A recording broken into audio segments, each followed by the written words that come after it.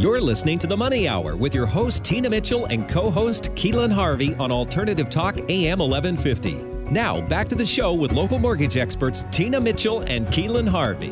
The Money Hour at 1150 AM KKNW, Friday, June 5th virtual show. Because of COVID-19, our show has temporarily moved virtual. You can also listen to our show on podcast or catch us on air on Saturday at 3 p.m. with a rebroadcast on Sunday at 8 a.m. I am your host, Tina Mitchell.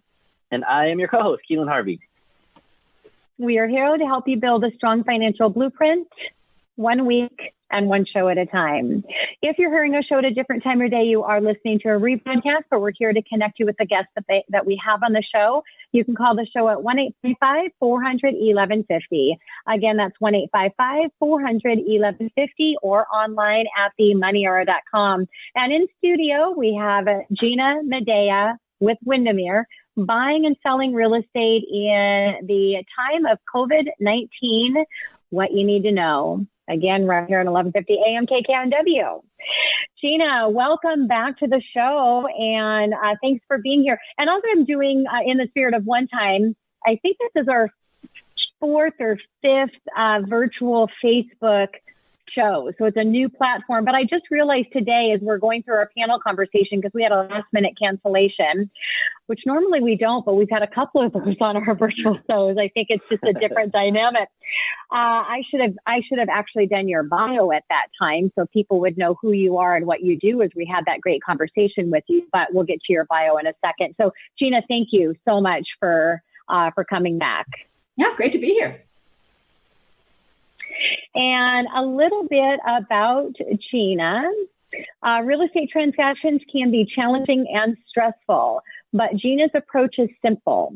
She helps you make informed decisions with clarity and confidence.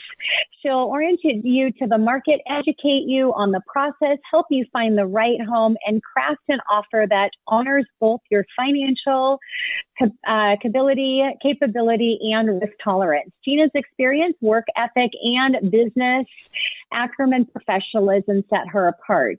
At Chase and Microsoft, she was consistently a top performer and participated in Microsoft's exclusive high potential program. Her people and program management skills enable her to balance the human and the process side of real estate to ensure your success.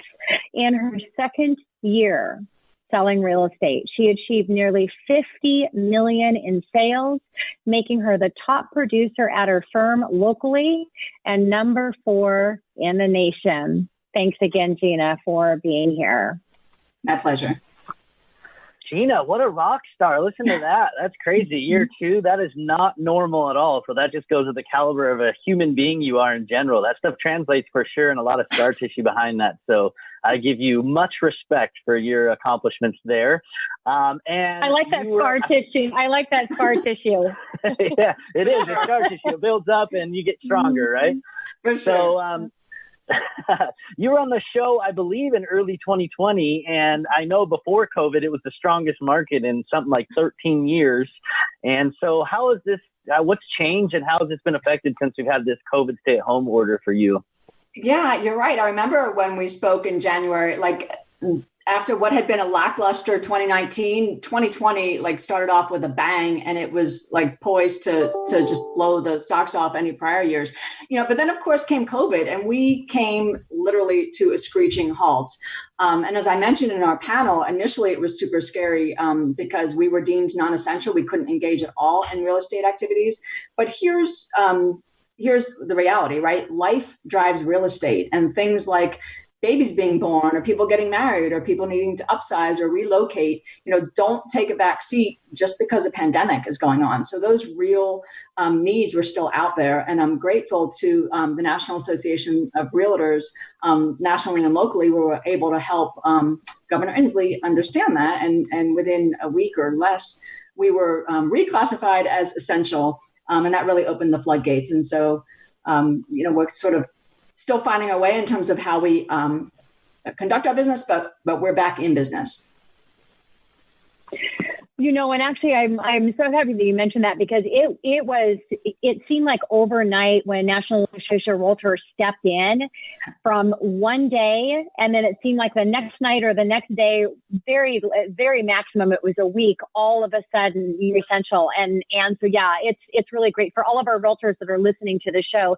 This is the importance of being a realtor and supporting, because what National Association of Realtors does, not only for the real estate professionals, but for the consumers as well, the being protected, because look at all these people that are buying and taking advantage of this market now, where they would not have been if you were not considered essential. So yeah, that was a real key, and magical to be able to see that being in the industry. So Gina, what types of provisions and protocols were imposed in order to be an essential service?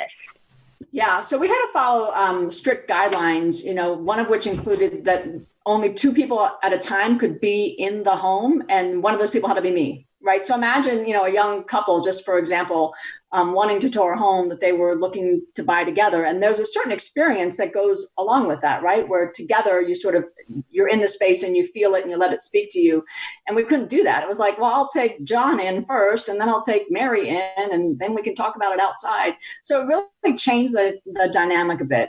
We also had to be mindful of the 6 feet social distancing, wear face masks, gloves, wipe surfaces down afterwards. So it became very clinical versus emotional experience. At the beginning, too, photographers weren't allowed to photograph and stagers weren't allowed to stage. So it was sort of a mixed message in terms of, the whole of preparing listing, for example. Even the sign companies couldn't install signs because they couldn't send out the utility stakers to make sure we weren't going to put a sign, and blow up the block. So we, initially it was a little bit haphazard, found our way through. And as we continue to kind of progress through the phases, things are loosening up a bit, and it's becoming a little more easy to navigate. Good for you, Gina, on overcome. I mean, people, we have senses, we have smells, we have, sight. And it's really hard to translate a message of a property through a video. No matter how great the video is, it's just not the same where you can really get that feeling. And you hit the nail on the head as far as being emotional about it, getting in. I know when we put an offer, when I walked into my house, I was like, is it supposed to be like a wedding dress moment where it's like, this is the one? Not that I know what that would be like, but, you would look great in a wedding dress. Probably. I don't know. Well, yeah, no, not happening. But anyway, let's hope you don't get experience that, Keelan. No. But my point is, it's hard to translate, and it had to been tough. And this is brand new ground that nobody's forged. When have we been in a pandemic before? Like, no, we're forging a whole new ground and a whole new trail. And so it's going to take a little grace and learning there for that. So good for you for staying the course. How did you feel like when that was all taking place? How did it affect your buyers and your sellers' behavior specifically? Oh, good question. And definitely it impacted them for sure. So like one example is right before the stay-at-home order, I was working with a seller and we had literally just listed their home.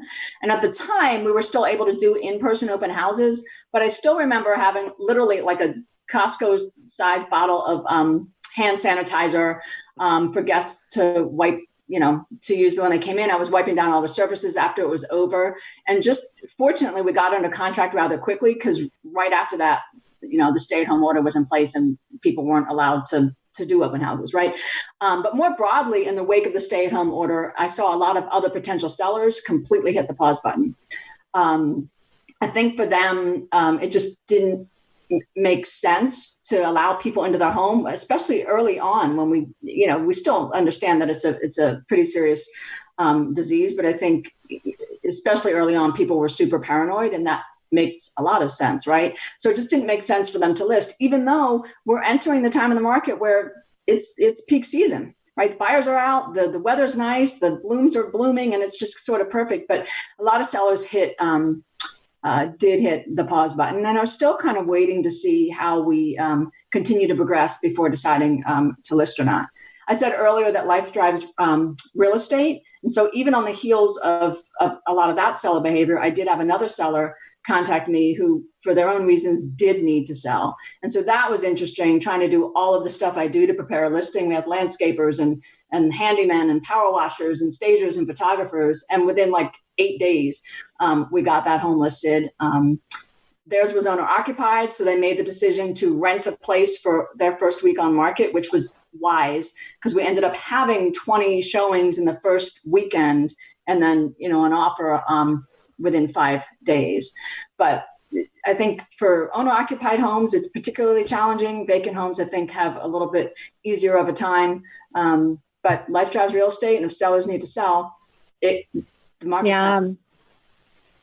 And it was just so surprising because I thought it would completely be shut down, even though it was considered essential, because it's like, who's going to be selling their home in this market and who's going to be buying their home in the market? And boy, was I wrong. Every single contract that has came over to our desk has multiple offers, higher over asking price. We have, I have 16 purchases right now that are still in process to close. It is it's crazy. So Gina, that's some great, a great conversation around what's happening with your sellers. What is happening with your buyers during COVID? Well, again, initially, it was a somewhat similar story with my buyers. They hit the pause button. I think many of them were just sort of wanting to see if the economic challenges would impact them personally.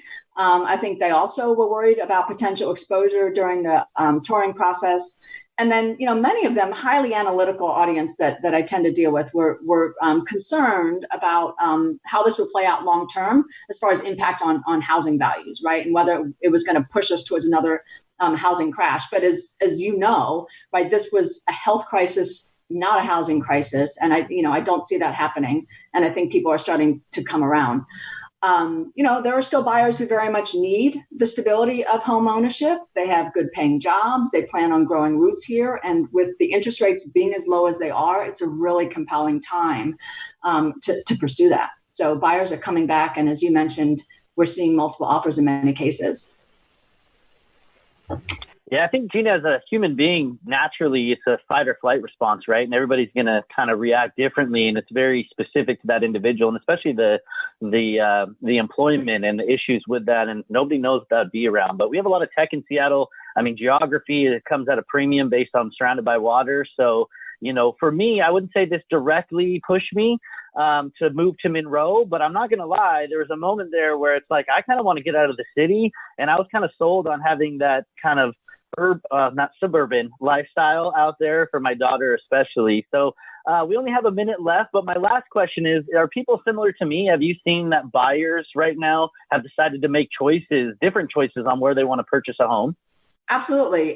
Part of it is because they want more room to spread out. I've seen buyers completely change their search criteria. And because COVID has now proven the case that people can be equally, if not more productive by working at home, folks who were challenged by affordability close into the environs of their workspace are now actually seeking to go out to Monroe, up to Lake Stevens, down to Maple Valley to get that space, but also the ability to afford a home, but not have to worry about a horrible commute because they can negotiate to work from home several, if not, every day of the week. And I'm definitely seeing that. And that's good news. Yeah, that is definitely good news. And that's going to be part of the new norm, is a lot of people doing that working from home. And it's going to open up, just like you said, in the space of real estate for them to be able to get in and not have that affordability challenge. Gina, thank you so much again for being here. It's always a pleasure to have you in studio, or in this case, here virtually on our virtual show. Really appreciate it. All right, coming up next on the Money Hour, what your website needs now to attract and convert business. Tia Larson of Fingerprint Marketing, right here at 11:50 a.m. KKNW.